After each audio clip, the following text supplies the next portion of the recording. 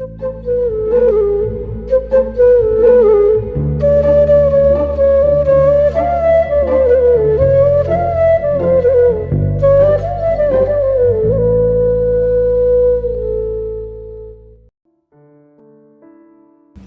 के द्वार पर बाप और बेटा दोनों एक बुझे हुए अलाव के सामने चुपचाप बैठे हुए थे और अंदर बेटे की जवान बीवी बुधिया प्रसव वेदना में पछाड़ खा रही थी। रह रह कर उसके मुंह से ऐसी दिल हिला देने वाली आवाज़ निकलती थी कि दोनों कलेजा थाम लेते थे। जाड़ों की रात थी, प्रकृति सन्नाटे में डूबी हुई, सारा गांव अंधकार में लय हो गया था। घीसू ने कहा, मालूम होता है बचेगी नहीं। सारा दिन दौड़ते हो गया, जा देख तो आ। माधव चिढ़कर बोला, मरना ही है तो जल्दी मर क्यों नहीं जाती? देख कर क्या करूं? तू बड़ा बेदर्द है बे। साल भर जिसके साथ सुख चैन से रहा, उसी के साथ इतनी बेवफाई। मुझसे तो उसका तड़पना और हाथ पांव पटकना नहीं देखा जाता।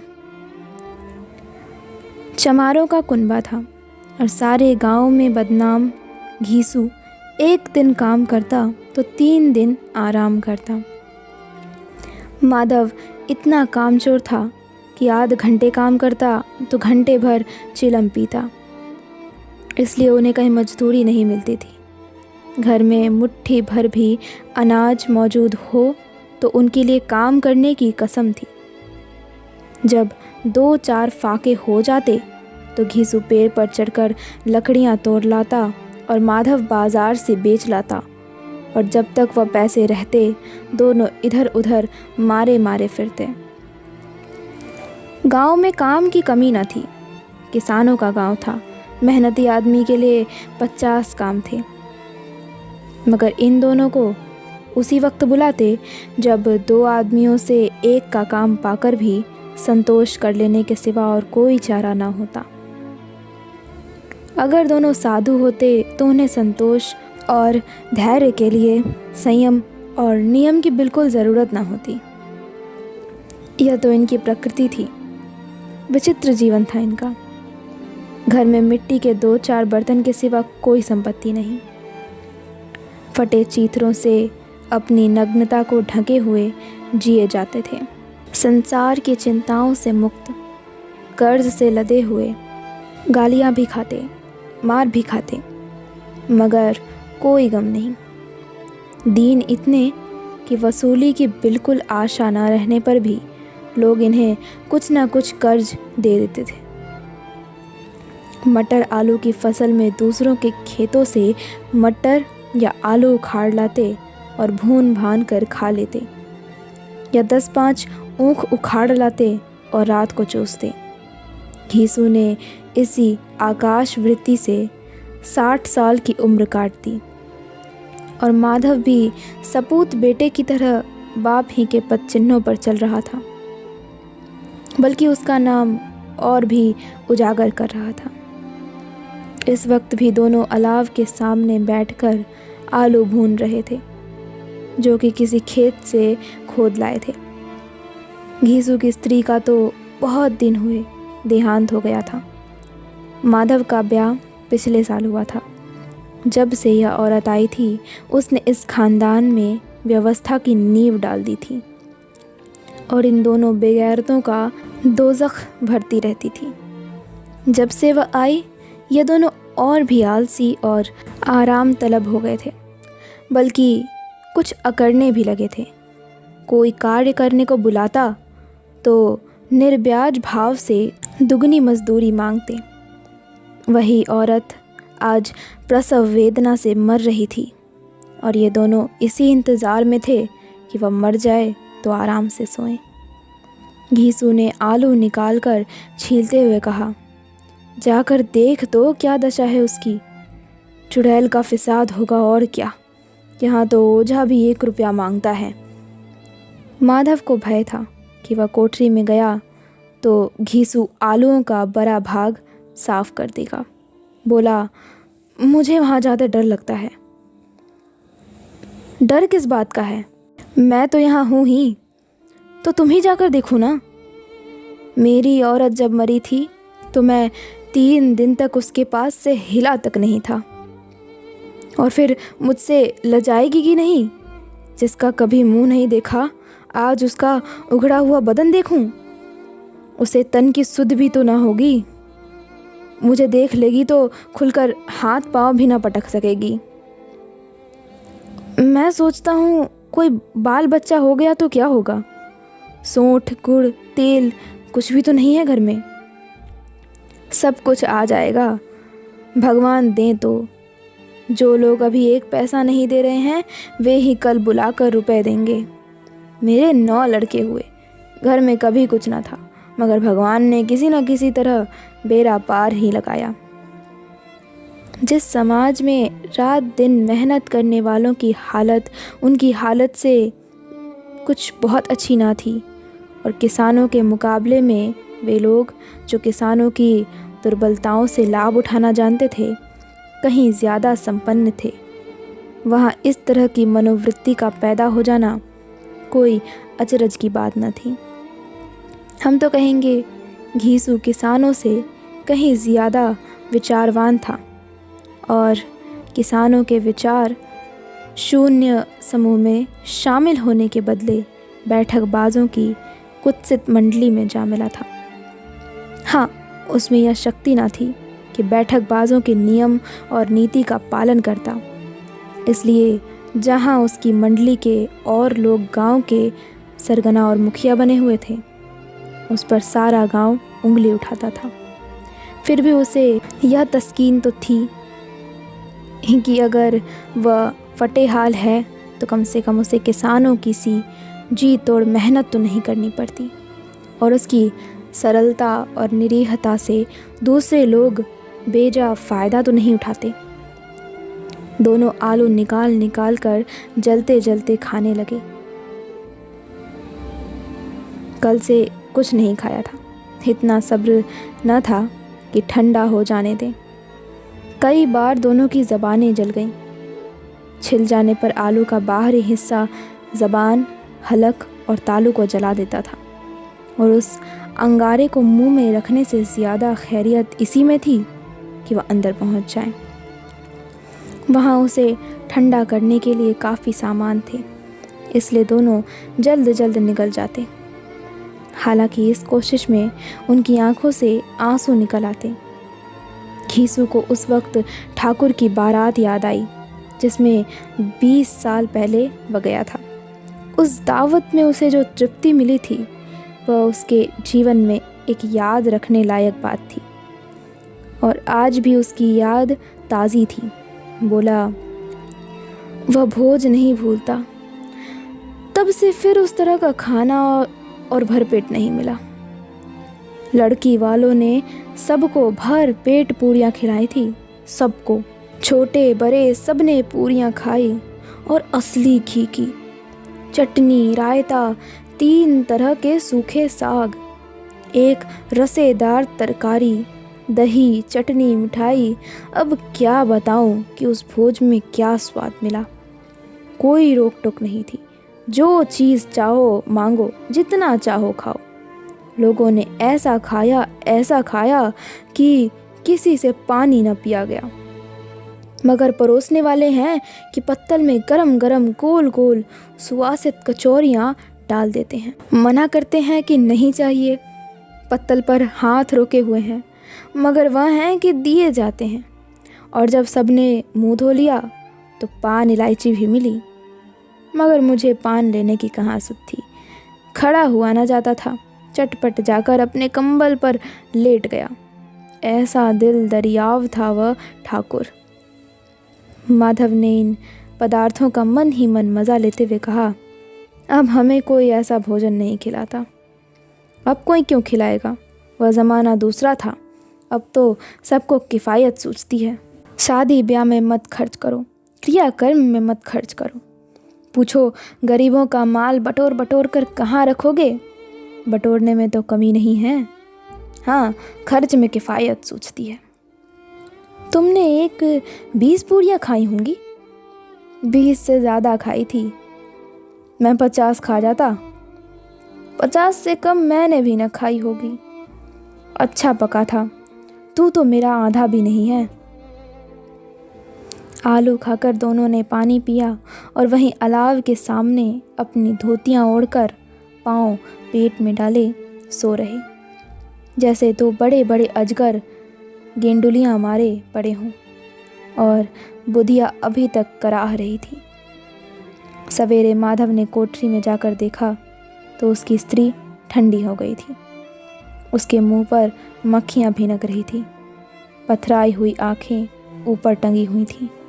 सारा देह धूल से लथपथ हो रहा था। उसके पेट में बच्चा मर गया था। माधव भागा हुआ घीसू के पास आया। फिर दोनों जोर जोर से हाय हाय करते और छाती पीटने लगे।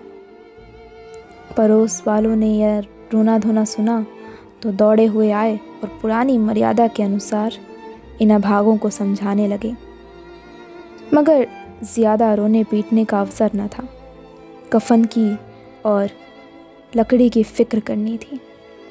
घर में तो पैसा इस तरह गायब था जैसे चील के घोंसले में मांस। बाप बेटे रोते हुए गांव के जमींदार के पास गए। वह इन दोनों की सूरत से नफरत करते थे। कई बार इन्हें अपने हाथों से पीट चुके थे। चोरी करने के लिए, वादे पर काम न आने के लिए। पूछा, क्या है बे घिसुआ, रोता क्यों है? अब तो तू कहीं दिखलाई भी नहीं देता। मालूम होता है इस गांव में रहना नहीं चाहता। घीसू ने जमीन पर सिर रखकर आंखों में आंसू भरे हुए कहा, सरकार, बड़ी विपत्ति में हूँ। माधव की घरवाली रात को गुजर गई। रात भर तड़पती रही सरकार। हम दोनों उसके सिरहाने बैठे रहे। दवा दारू जो कुछ हो सका सब कुछ किया, मुदा वह हमें दगा दे गई। अब कोई एक रोटी देने वाला भी न रहा मालिक। तबाह हो गए, घर उजड़ गया। आपका गुलाम हूँ। अब आपके सिवा कौन उसकी मिट्टी पार लगाएगा? हमारे हाथ में तो जो कुछ था वह सब तो दवा दारू में उड़ गया। सरकार ही की दया होगी तो उसकी मिट्टी उठेगी। आपके सिवा किसके द्वार पर जाऊं? जमींदार साहब दयालु थे, मगर घीसू पर दया करना काले कंबल पर रंग चढ़ाना था। जी में तो आया कह दें, चल दूर हो यहाँ से। यूँ तो बुलाने से भी नहीं आता। आज जब गरज पड़ी तो आकर खुशामद कर रहा है। हरामखोर कहीं का, बदमाश। लेकिन यह क्रोध या दंड देने का अवसर न था। जी में कुढ़ते हुए 2 रुपए निकाल कर फेंक दिए, मगर सांत्वना का एक शब्द भी मुंह से ना निकाला। उसकी तरफ ताका तक नहीं, जैसे सिर का बोझ उतारा हो। जब जमींदार साहब ने 2 रुपए दिए तो गांव के बनिए महाजनों को इनकार का साहस कैसे होता। घीसू जमींदार के नाम का ढिंढोरा भी पीटना खूब जानता था। किसी ने 2 आने दिए, किसी ने 4 आने।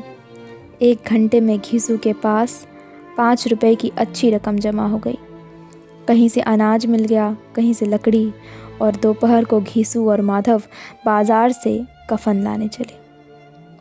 इधर लोग पास काटने लगे। गांव की नर्म दिल स्त्रियां आ आकर लाश देखती थी और उसकी बेकसी पर 2 बूंद आंसू गिराकर चली जाती थी। बाजार में पहुंचकर घीसू बोला, लकड़ी तो उसे जलाने भर को मिल गई है, क्यों माधव? माधव बोला, हाँ लकड़ी तो बहुत है, अब कफन चाहिए। तो चलो कोई हल्का सा कफन ले लें। हाँ और क्या, लाश उठते उठते रात हो जाएगी। रात को कफन कौन देखता है? कैसा बुरा रिवाज है कि जिसे जीते जी तन ढकने को चीथड़ा भी न मिले, उसे मरने पर नया कफन चाहिए। कफन लाश के साथ जल ही तो जाता है, और क्या रखा रहता है? यही 5 रुपए पहले मिलते तो कुछ दवा दारू कर लेते। दोनों एक दूसरे के मन की बात ताड़ रहे थे। बाजार में इधर उधर घूमते रहे। कभी इस बाजार की दुकान पर गए, कभी उसकी दुकान पर। तरह तरह के कपड़े, रेशमी और सूती देखे, मगर कुछ जचा नहीं। यहाँ तक कि शाम हो गई। तब दोनों न जाने किस दैवी प्रेरणा से एक मधुशाला के सामने जा पहुँचे और जैसे किसी पूर्व निश्चित व्यवस्था से अंदर चले गए। वहाँ ज़रा देर तक दोनों असमंजस में खड़े रहे। फिर घीसू ने गद्दी के सामने जाकर कहा, साहू जी, एक बोतल हमें भी देना।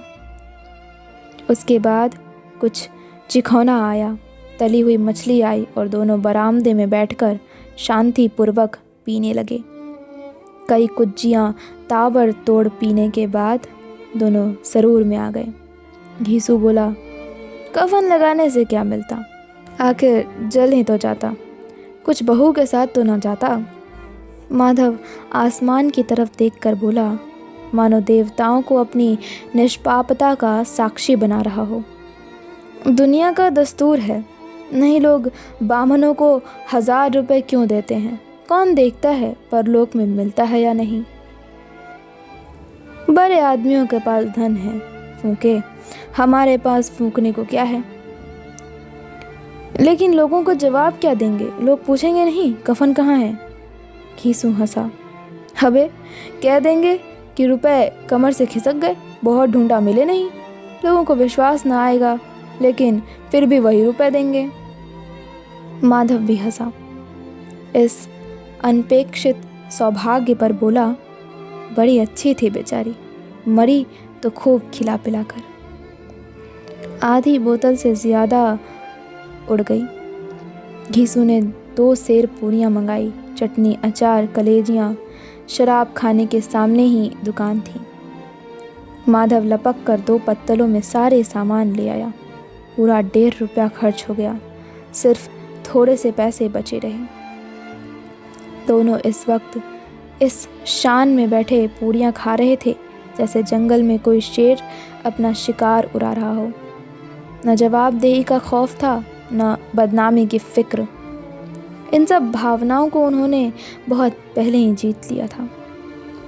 घीसू दार्शनिक भाव से बोला, हमारी आत्मा प्रसन्न हो रही है तो क्या उसे पुण्य न होगा।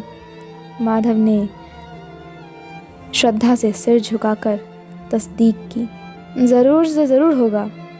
भगवान तुम अंतर्यामी हो, उसे बैकुंठ ले जाना। हम दोनों हृदय से आशीर्वाद दे रहे हैं। आज जो भोजन मिला वह कभी उम्र भर न मिला था। एक क्षण के बाद माधव के मन में एक शंका जागी। बोला, क्यों दादा, हम लोग भी एक न एक दिन वहाँ जाएंगे ही। घीसू ने इस भोले भाले सवाल का कुछ उत्तर न दिया। वो परलोक की बातें सोचकर इस आनंद में बाधा न डालना चाहता था। जो वहाँ हम लोगों से पूछे कि तुमने हमें कफन क्यों नहीं दिया, तो क्या कहोगे? कहेंगे तुम्हारा सिर। पूछेगी तो ज़रूर। तू कैसे जानता है कि उसे कफन न मिलेगा? तू मुझे ऐसा गधा समझता है? 60 साल की दुनिया में घास खोदता रहा हूँ। उसको कफन मिलेगा और बहुत अच्छा मिलेगा। माधव को विश्वास न आया। बोला, कौन देगा? रुपए तो तुमने चट कर दिए, वह तो मुझसे पूछेगी। उसकी मांग में तो सिंदूर मैंने डाला था। कौन देगा बताते क्यों नहीं? वही लोग देंगे जिन्होंने अब की दिया। हाँ, अब की रुपए हमारे हाथ ना आएंगे। ज्यों ज्यों अंधेरा बढ़ता था और सितारों की चमक तेज़ होती थी, मधुशाला की रौनक भी बढ़ती जाती थी।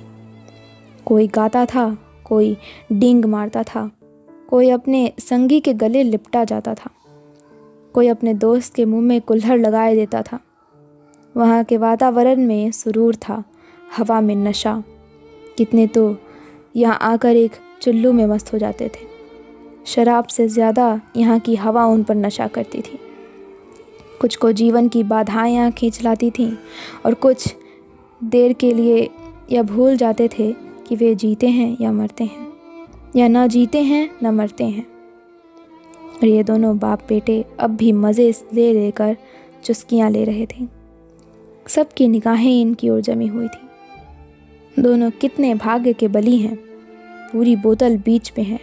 भर पेट खाकर माधव ने बची हुई पूरियाँ पत्तल में उठाकर एक भिखारी को दे दी, जो खड़ा इनकी और भूखी आंखों से देख रहा था और देने के गौरव, आनंद और उल्लास का अपने जीवन में पहली बार अनुभव किया। घीसू ने कहा, ले जा, खूब खा और आशीर्वाद दे। जिसकी कमाई है वो तो मर गई, मगर तेरा आशीर्वाद उसे ज़रूर पहुँचेगा। रोएं रोएं से आशीर्वाद दो, बड़ी गाढ़ी कमाई के पैसे हैं। माधव ने फिर आसमान की तरफ देखकर कहा, वह बैकुंठ में जाएगी दादा, बैकुंठ की रानी बनेगी। घीसू खड़ा हो गया और जैसे उल्लास की लहरों में तैरता हुआ बोला, हाँ, बैकुंठ में जाएगी। किसी को सताया नहीं, किसी को दबाया नहीं, मरते मरते हमारी ज़िंदगी की सबसे बड़ी लालसा पूरी कर गई। वह ना बैकुंठ जाएगी तो क्या ये मोटे मोटे लोग जाएंगे जो गरीबों को दोनों हाथों से लूटते हैं और अपने पाप को धोने के लिए गंगा में नहाते हैं और मंदिरों में जल चढ़ाते हैं। श्रद्धालुता का यह रंग तुरंत ही बदल गया। अस्थिरता नशे की खासियत है। दुख और निराशा का दौरा हुआ। माधव बोला, मगर दादा, बेचारी ने ज़िंदगी में बड़ा दुख भोगा, कितना दुख झेल कर मरी। वह आंखों पर हाथ रखकर रोने लगा, चीखे मार मार कर।